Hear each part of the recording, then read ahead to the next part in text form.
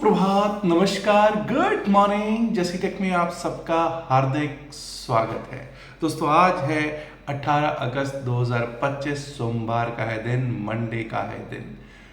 Weekend पर मुझे x यानी कि जिसको ट्विटर भी कहते थे उस पर जाने का मौका मिला और वहाँ पर कुछ एक लेख पढ़ने का मौका मिला। लिखते लिखते तो मैं रुक गया। लेख लिखने का मौका था लेकिन लेख पढ़ने का ज़्यादा मेरे को आनंद आया। वहाँ पे कुछ लोगों ने अपनी ट्वीट्स लिख रखे थे।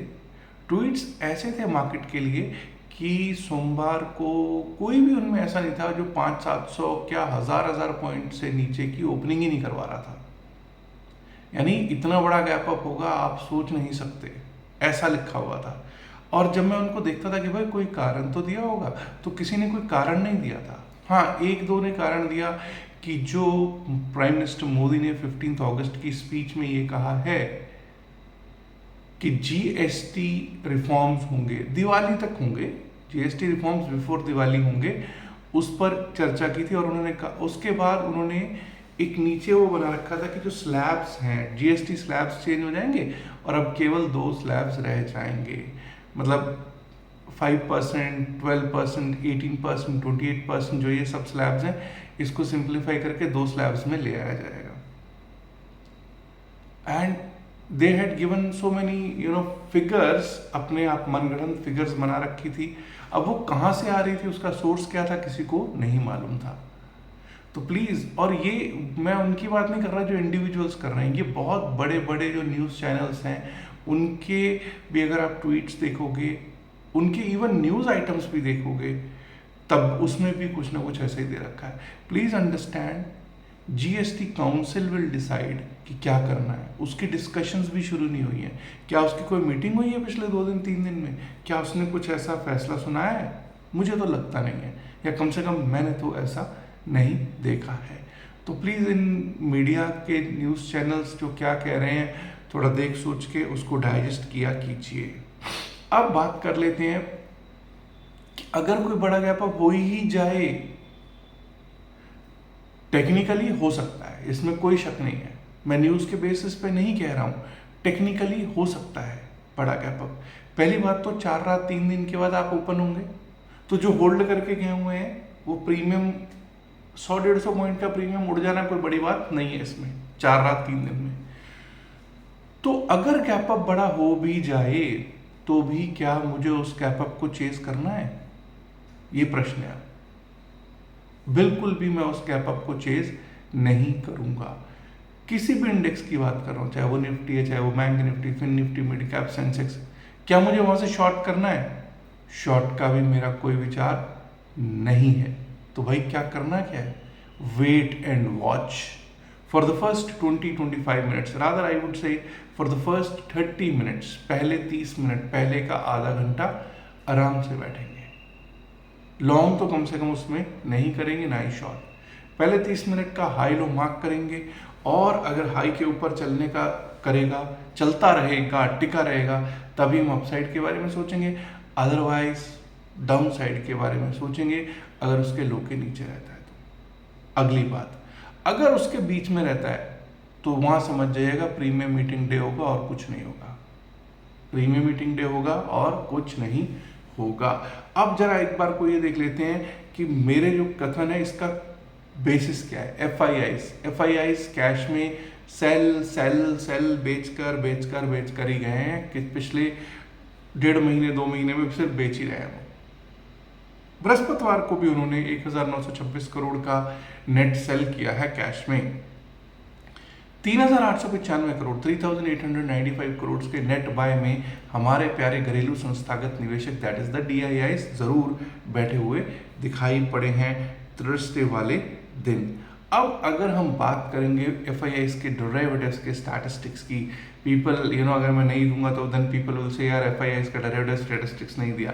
तो वहां पर अगर हम देखते हैं तो बैंक निफ्टी के फ्यूचर्स में ये न्यूट्रल होके गए हैं विदेशी संस्थागत निवेशक।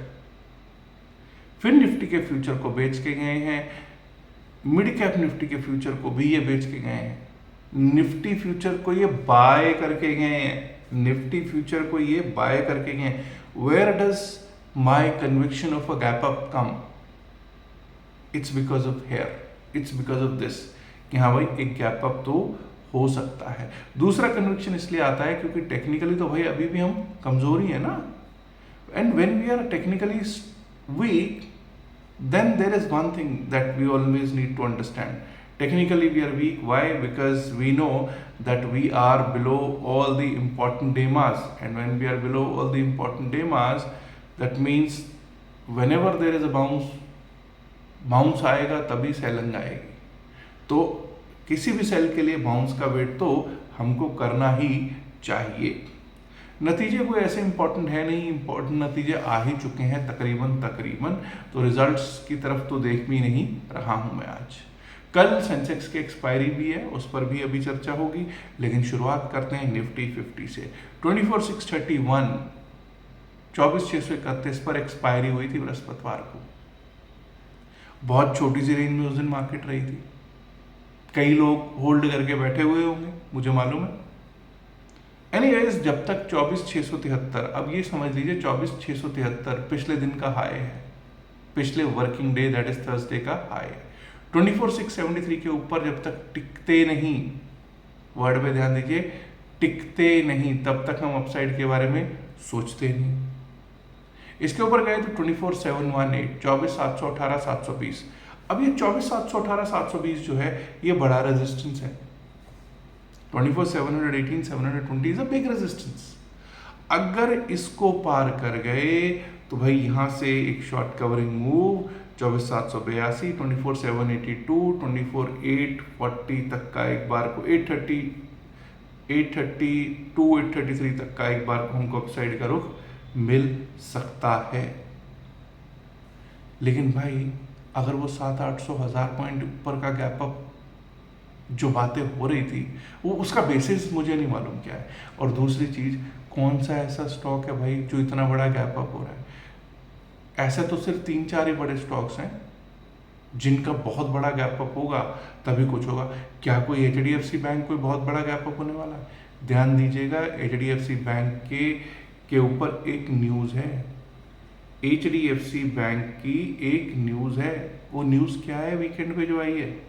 आप लोगों को पता होगा कि HDFC बैंक की एक जो CEO हैं और कुछ 8 और लोग हैं, उनके ऊपर एक केस दर्ज हुआ है, फ्रॉड केस, FIR दर्ज हुई है CEO शशिधर जगदीशन और 8 के खिलाफ। किसने कराई है? लीलावती ट्रस्ट जो फंड्स हैं, जो लीलावती हॉस्पिटल चलाते हैं, उन्होंने कराई है। इस बात को मत भूलिएगा। और कौन है भाई? कोई रिलायंस इंडस्ट्रीज बहुत बड़ा गैप खुलने वाला है। मैं ये नहीं कह रहा कि HDFC बैंक का जो न्यूज़ है उस अगर वो आया है तो उससे HDFC बैंक गैप अप नहीं हो सकता है, लेकिन भाई बहुत फैक्टर्स हैं। ऐसा ही नहीं है कि HDFC बैंक का 10% ऊपर खुल जाए, सर्किट भी खुल जाए, 5% सर्किट पे खुल जाए, होता है तो बहुत अच्छी बात है। बाकी मैं ऐसी उम्मीद पे जीता नहीं हूँ। कोई ICICI बैंक ऐसा बहुत बड़े गैप अप से खुल जाएगा, और अगर हो भी जाए, हो सकता है कि एक बैंक को बहुत बड़े गैप अप से खोल दें, दूसरे को माइनस में खोल दें या फ्लैट खोल दें, बात वहीं की वहीं रहेगी। तो ये बहुत बड़े गैप अप की कहानी है तो भाई कम से कम मुझे नहीं दिखती। बाकी उम्मीद पे दुनिया कायम है तो रहे कायम। अब हम डाउन साइड की भी बात कर लेते हैं। 24,596, 24,596 बृहस्पतिवार का लो था, 631 पे क्लोज हुए, यहां से 35 पॉइंट नीचे। अब ये याद रखिएगा, अगर 24,596 कट जाता है तो 24,543, 24,543, 24,500, 503, 24,500, 503 के लेवल्स आ सकते हैं। ये तो बात हुई निफ्टी 50 की। Let's now talk about bank Nifty.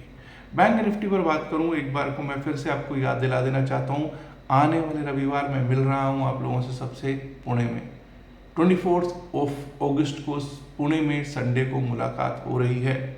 अगर आपने अभी तक रजिस्ट्रेशन नहीं कराया है तो डिस्क्रिप्शन और पिन मैसेज वीडियो में लिंक दे रखा है, लिंक से रजिस्टर कर सकते हैं पुणे सेमिनार के लिए। 999 रुपये उसका फीस है, लिंक से रजिस्टर कीजिएगा। अगर आपका सक्सेसफुल हो जाता है रजिस्ट्रेशन तो आपको हमारी टीम व्हाट्सएप मैसेज करके संपर्क कर लेगी। एनीवेज निफ्टी बैंक की कर लेते हैं बात। जब तक 55,500 के ऊपर 55,472 का हाई था पिछले दिन का, पर 55,472 की बात नहीं कर रहा मैं, 55,510। क्यों? 55,500 पे कॉल राइटर बैठा हुआ है। 55,510 के ऊपर जब तक हम टिकते नहीं है तब तक अपसाइड के बारे में सोचेंगे नहीं।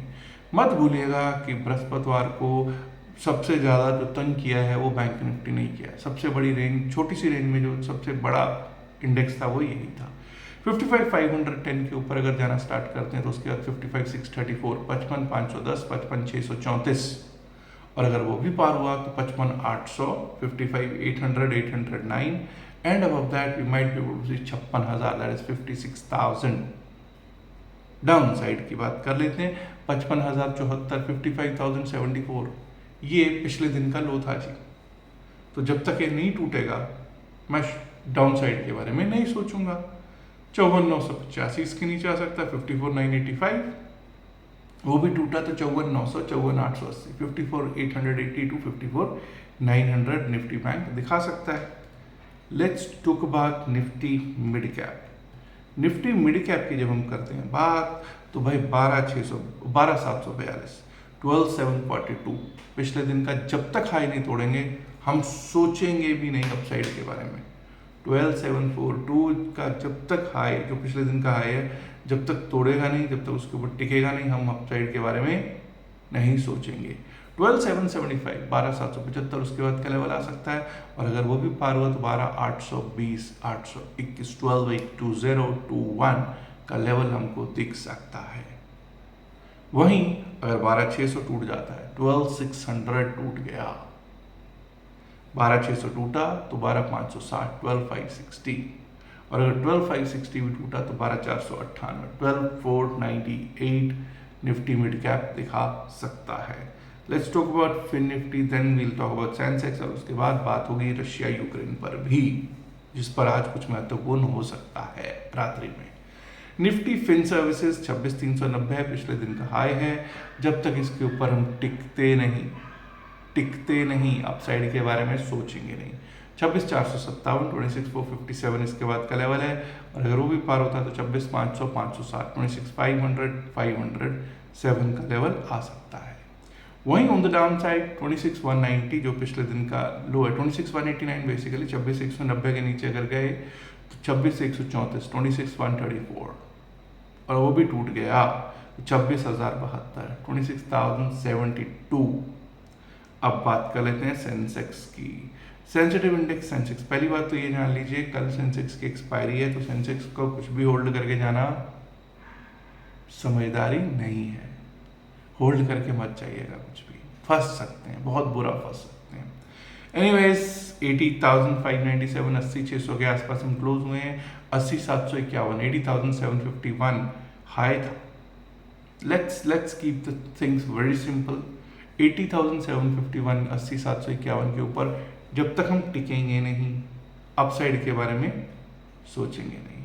उसके बाद लेवल आ सकता है 81,000, 81,015, 81,000, 81,015, और अगर ये पार हो गया ना तो 81,200, 81,190 बेसिकली 81,190, वो भी पार हुआ तो 81,413, 81,413, 81,600, 606, ये अपसाइड के लेवल्स हैं।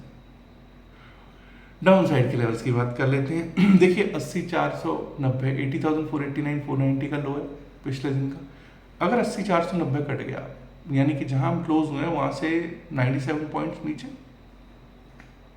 97 नहीं, 107 पॉइंट्स, 107 पॉइंट्स नीचे 80,490 के नीचे गया तो 80,381, 80,321, और 80,321 को टूटा तो 81,03, 80,103, उसके नीचे 80,000, 80,000, और वो भी टूटा तो 79,813, 79,800, 813 के लेवल्स भी एक बार को डाउन साइड पे सेंसेक्स दिखा सकता है।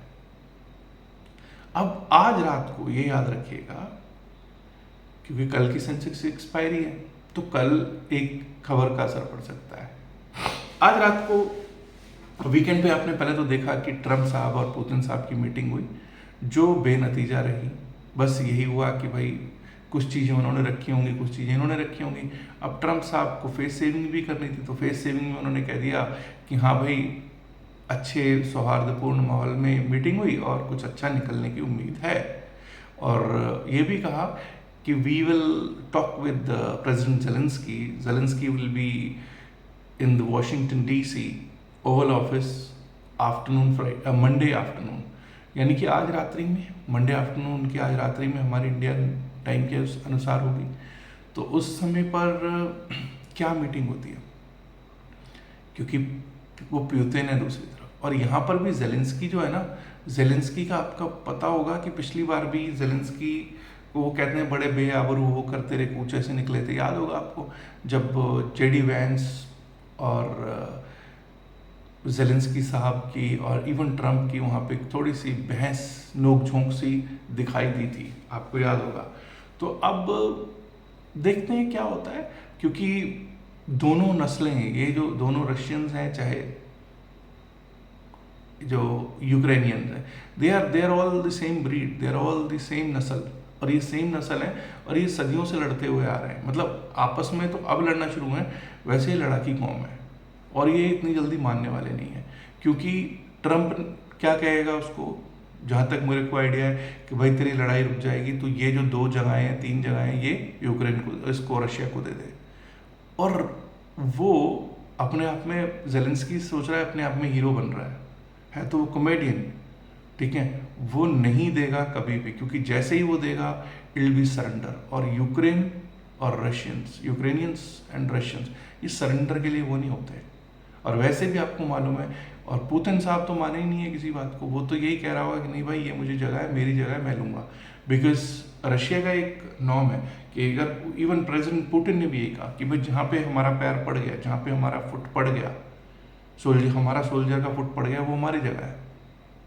तो अब मुझे नहीं लगता कि इतना आसान होगा, चाहे वो पुतिन को राजी करना, चाहे वो जेलेंस्की को राजी करना, मुझे नहीं लगता। बाकी हो जाए तो भाई मैं तो चाहता ही हूँ हो जाए, शांति होनी ही चाहिए। तो आज कुछ बड़ा निकलेगा, शायद बातें होंगी और कुछ नहीं होगा। और अभी तो प्रपोजल रखेगा कि हाँ भाई पुतिन ने ये कहा है, तू बता क्या करेगा। तो अभी मुझे लगता है कि वो थोड़ा सा टाइम लगेगा। और हाँ, उस टाइम लगने में कुछ मार्केट में उथल पुथल हो जाए वो अलग बात है, बाकी अभी समय लग सकता है। सेमिनार के लिए रजिस्ट्रेशन ओपन ही है, वो आपको बता चुका हूँ, डिस्क्रिप्शन और पिन मैसेज वीडियो में वो आपको लिंक दे रखा है।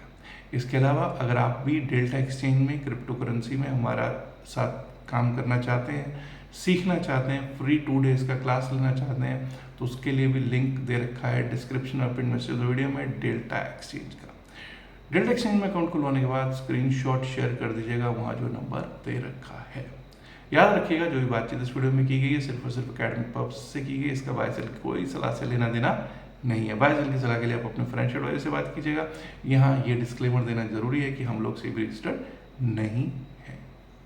Last but not the least, इल्तजा है, रिक्वेस्ट है, गुजारिश है आप लोगों से कि लाइक जरूर कीजिएगा, शेयर कीजिएगा इस वीडियो को अपने दोस्तों के साथ ज़्यादा से ज़्यादा संख्या में। एंड माय डियर फ्रेंड्स, अगर आपने अभी तक जसीडेक्स चैनल को सब्सक्राइब नहीं किया है तो भाई देर किस बात की, देर क्यों कर रहे हैं, सब्सक्राइब करना तो बनता है ना। शुक्रिया, नमस्कार, धन्यवाद and good luck for today, bye bye.